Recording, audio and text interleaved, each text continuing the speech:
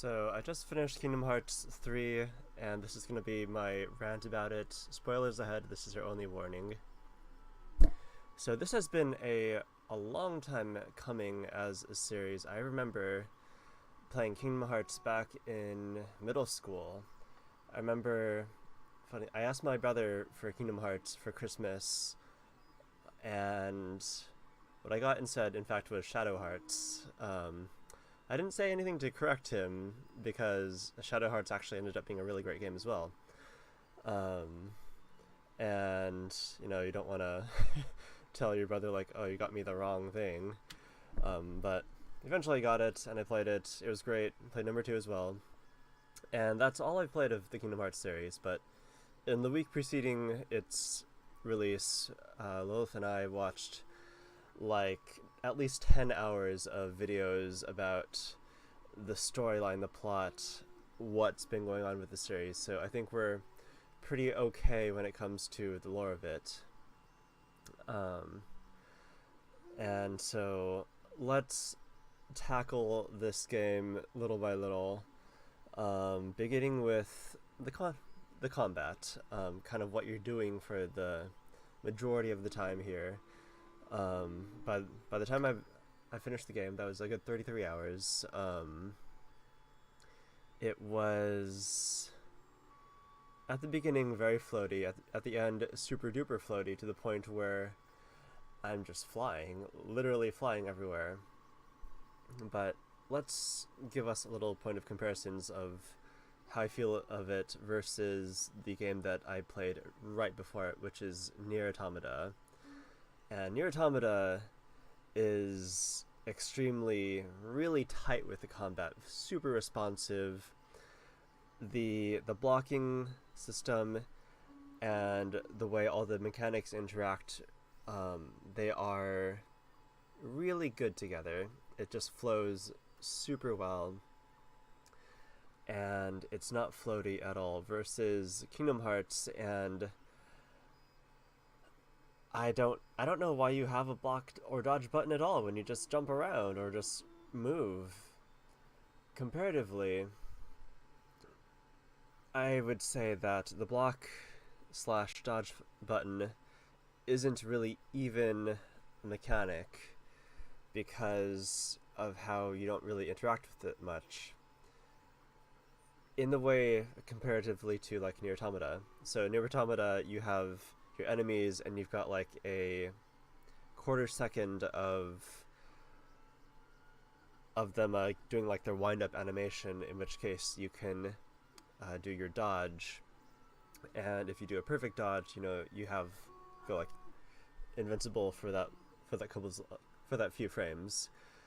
But in Kingdom Hearts, that's really not the case. It's either like you just dodge out of the way before they hit you, or like there's not as much animation canceling in Kingdom Hearts. And this is really apparent when you are in the air, because towards the end of the game, when everyone's in the air and so are you're doing your air combo. When you're done with the combo, you generally have to like wait until Sora reaches the ground again, or unless you're flying around and get hit, in which case you can animation cancel and then start a whole new combo. In the end of the game, like, you may never touch the ground for like the whole fight, for how it goes, which is, I guess, sort of as it goes with Kingdom Hearts. But on a more technical level, the fighting is not tight. It's not very it is incredibly pretty, and it's a big spectacle, but compared to like a Platinum Games or even Kingdom Hearts 2, it's not as there's not as much skill there. And speaking of skill, in game design, there are costs to doing things, even if it's just a cost of the time it takes, even if it doesn't cost like mana or any other of your gauges. Which brings us into the combat, which is the triangle button, which is all of these things that they've packed into it. And so, like, what are the attractions? Where do they come from? They don't cost you anything, so why not use them all the time? And it's just this great big AoE thing that some of them do tons of damage, some of them are kind of worthless, but it's an unrewarding mechanic. You don't earn them, and unlike your spells or other things, they just sort of show up on occasion randomly, and with very high density of them too. So if you don't use them, it might end up having like 2 or 3 in the queue, which I don't think is as fun as it would be if they were more meaningful. Like, the Link summons, those are meaningful because they cost your entire MP bar. So if you want to use it or not is a big question, because it sort of makes you not be able to use anything else after a while that you use it, because you need to refill your MP bar. Or you use your spells and stuff, like Kiraga, and then you can't use your Link summons. That is a good choice and brings up different styles of gameplay. But with the attractions, you know, it's not very fulfilling. And some of them are just kind of garbage too, which is why you wouldn't use them. Especially, like, for example, Splash Mountain. I feel that your DPS goes down so much that you would be better off not using it at all. Versus, like Teacups, I just hated it. The pirate ship, sometimes it's great, sometimes not so great. The carousel, other than being kind of hard on the eyes, I found was pretty good, at least for boss fights. I mainly bring out the carousels during boss fights just because it kind of gives you a lot of invincibility, and your MP bar is recharging itself while the attractions are going. So even if you're not actually really doing damage with them, your MP is going back up, and you can heal yourself and cast fire again. So I think the attractions need some sort of in-game explanation on what's going on with them, or something to make them more meaningful, or maybe just not have them as often around, so when they do show up, you're like, woo, attractions, woo. But with the triangle, it's just so overloaded with your team attacks, the attractions, your interacting with the setting. On more than one occasion, I went up to a treasure chest to open it, and then I accidentally summoned a pirate ship. What? Well, this is great. So the other triangle thing you can do are form changes with your Keyblade, which for the majority of the game I just stuck with Shooting Star. I experimented with a few of the other Keyblade form changes, but Shooting Star and the Pirates of the Caribbean one were my main go-tos. Shooting Star because the double arrow guns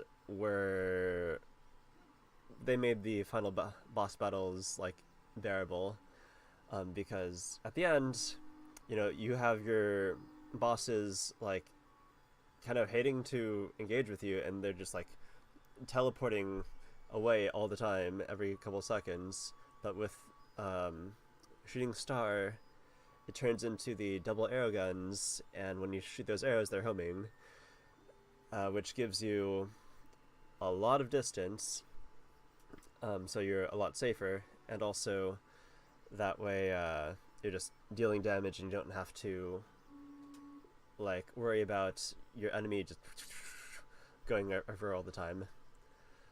But overall, just in combat, and I think this is emblematic of the game itself, in that it feels like there's 10 designers on this series, and every single one of them got everything that they wanted. There are just so many mechanics, like flow motion. Did that even come up in combat? As well as there's the focus gauge that I never used. Kind of just forgot about until now. But that's it for combat. Let's talk about now the story, the worlds, the relationships. Now, the worlds they're kind of small. Or at least the way it feels small, because Sora runs really fast and he like runs up walls, no problem, no platforming whatsoever anymore. And so the running up walls from Dream Drop distance, I don't think they should have kept that in the game necessarily, nor with the flow motion stuff. I think that's just adding onto a system that doesn't really need it. But that's emblematic of this game, like adding on things that don't need it and not really fleshing out the things that do as much. Because with the Disney worlds, going through it, you have to kind of ask yourself, why are there Disney worlds at all in this game? If you can cut out a character or scene from the story, like straight up entirely, and it won't change the plot whatsoever, then you have a problem. Like when you read a story and you finish the chapter and it changed nothing, then why have that chapter? Why didn't the author cut it? So, for example, with Frozen and Tangled and Pirates Worlds, what did they have to do with anything here? If you don't know, with these three worlds, they're basically just rehashing the plot of the movies, but more nonsensically. In Frozen World, you go up the mountain, then you go down the mountain, then you go up again, then you go down. And meanwhile, you're getting cutscenes, like you get the full Let It Go song, you get Do You Want to Build a Snowman? But other than that, you don't get like any of the context. They're kind of assuming that you've seen the movie. A good assumption, probably, but I think it's not good design to assume that your audience has a lot of outside knowledge from your source. I think it's fine to assume that they've played the other games, or at least are familiar with the story, which is definitely going on with Kingdom Hearts. But with the Disney movie worlds, you should be at least telling the story coherently, or making up a whole new one, which are the worlds that I do like. So in Frozen World, like one scene, when you get to the top or bottom of the mountain, like you see Elsa being carried off by Hans, but like you've never seen Hans before, you have no idea who he is. And then you like get to the lake scene where Anna like is turned to ice and stuff, and you're like, they're sisters, or like what? So you're just getting a little snapshot. You know what's going on here is it's as if Tommy Wiseau directed these Disney movies and put them in the game. Like, you have characters coming out from nowhere, plot threads that appear and disappear without resolution, and it's all very, very confusing and kind of nonsensical. So Frozen World, I think, was probably the biggest, most emblematic here of what the problem was, and then Tangled and Pirates a little bit less so. Um, I get the feeling that with the storyline, they're trying to say that or like what they're kind of getting at is that Sora needs to essentially make friends and like form relationships and be strong of heart between all these worlds, but in doing so with the Disney worlds, he really neglects everyone else.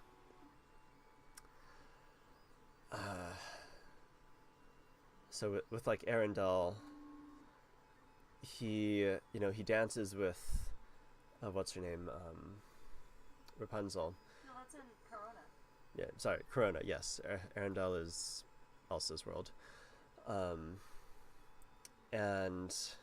that was cool, but there's a lot of potential in these worlds that they really glossed over.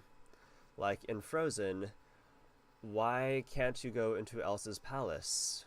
Why can't you go into actually either of her palaces, the castle in the ground or in the mountain?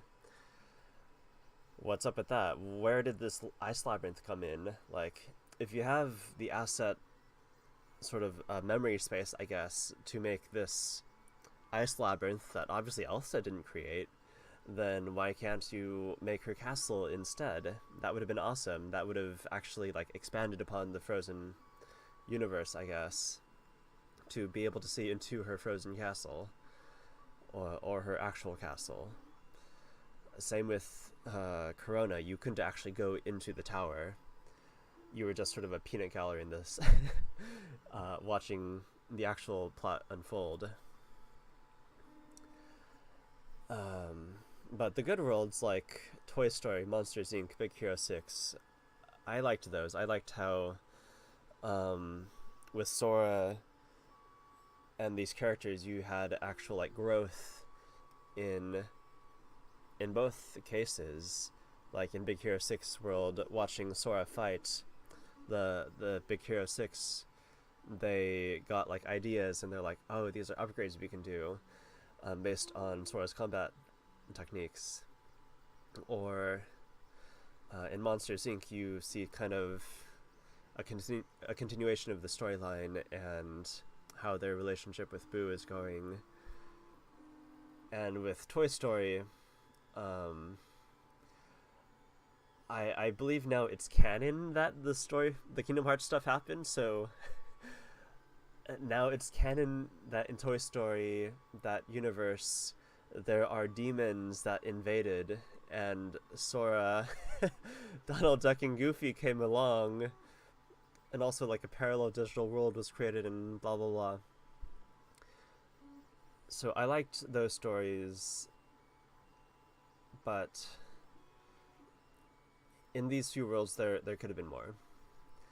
And with Pirates World, like why did you do any of that? Like Sora was not needed to fight the Heartless there. If Sora never visited at all, would anything have happened? Or like would any of that change? I don't think so.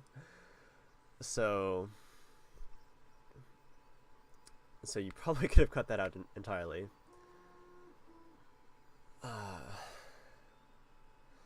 But just the plot of Kingdom Hearts in general, it contains every single writer's trope that makes a story hard to follow, like unreasonably hard to understand. There is time travel, amnesia, mind possession, cloning, people clone-born from other people split into two who look exactly the same, parallel worlds, digital worlds, resurrection, characters using other characters' names and bodies. There's like a huge cast of people. They're all important, and they all have at least two forms that also look like each other. And like trying to explain anything of what's going on to like someone who is not like hasn't been with this is like impossible. Hi. Yeah, like even the in-game characters don't know what's going on. Chip and Dale create the smartphone. Congratulations, Chip and Dale, and gave it everyone these cell phones in the game, and they tell the characters like, read the story that we've written for you so you understand what's going on in your own universe. and that's great. But not just that, the pacing and the relationships. Let's go into the relationships first. Everyone shoots on Sora. Why? Like, Sora has done so much for all of you. I guess, at least with Mickey, or I mean, Donald and Goofy, they want to show like there's this camaraderie that like they have the kind of relationship that where you can like shit on each other and it's cool. But like it's not just them too. Like everyone sort of hates on Sora for no good reason, really. Like, I think they could have presented having a close relationship with other people probably in a better way. But not just that. The relationship with Donald and Mickey, I think, overall was pretty good. With everyone else, though, it was kind of lacking, kind of really lacking. And also this sort of goes into the pacing where, okay, you have spent entire games trying to find Riku and King Mickey, and you finally do. They're out. They're around. But like you never spend any time with Riku, really, not until the very end. And I think after all this build up of like if you supercut all the times like Sora said, like just literally the name Riku from the previous two games, it's like 7 minutes of just saying Riku, Riku, Riku, Riku. And now that Riku's finally here, you're not really doing anything with him. But not just Riku, Kairi too. Because Kairi and Lee/Axel, you got these two guys that are apparently training in a place without time. So they could be training for eons until they're ready.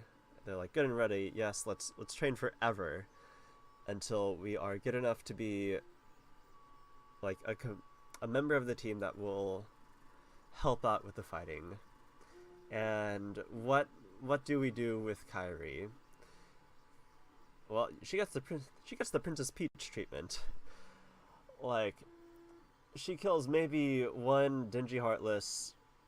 Let's be generous there and say she got one, and then without really even defending herself, she gets knocked out of the fight just immediately and is gone. So a full games of build up on Kairi, and as well with Axel, since he got his Keyblade too, and they're like, whoop, yup, gone. And Kairi once again is the damsel in distress. She is not now and has never been someone who controls her own fate and destiny, or like she's always helpless, like always. She's always the plot device, always gonna be the one who they use to give Sora motivation, as if he didn't have enough already to do whatever he needs to do. So I don't like how she got the Princess Peach treatment. I think what would have been better is that after all this training, that she had at least a power level on par with Kingdom Hearts 1 Sora, and like maybe you played a little portion as her, fighting as her, as you did with Riku, as you did with Aqua, or I forget, fighting as her in this, I don't know, in any scenario, to give at least like, oh, she is a Keyblade wielder now, and she has, she's come into her own. But nah, nah. Let's just kidnap her yet again. And right, so back to the pacing. Like the beginning, like 3/4 of the game does not matter at all. You just visit a world, follow along their plot line, and then you get a organization member show up, goad at you for a little bit, send a monster at you, and then they leave. That's it. They just go. That's just kind of anticlimactic. In each world, you're just fighting some monster at the end. Not just some guy at the end, and then organization member shows up. It's like, meh, we've been behind the scenes making these villains do villainous things, and then they leave. Okay. And then like at the very end, then things finally start coming together. So I will say the ending gauntlet was pretty awesome. It was really, really hype, and it's really cool. I just sort of wish that they spaced it out a bit more among each world, because since everyone came out at the very end, and you finally got Aqua, you finally got Terra and Ventus and everyone, there's no time to spend to interact with them. Like, could we possibly have rescued Aqua maybe halfway through the game, or like in the first third? And that would have been really interesting to talk with Aqua and have her and her buddies go around doing Keyblade Master things while Sora does his thing. Because the relationship with all these people that supposedly that you're really trying to connect with is not there. So it's a more shallow experience than it could be on that side. So, in conclusion, like, Kingdom Hearts was fun. It was fine. They put too much of some stuff and not enough of another. I think someone should probably put a rein, or like the designer needs an editor essentially of who can cut things from the game and really focus on what is important. But let's look at the hype moments. The best, my favorite parts of the game were, let's see,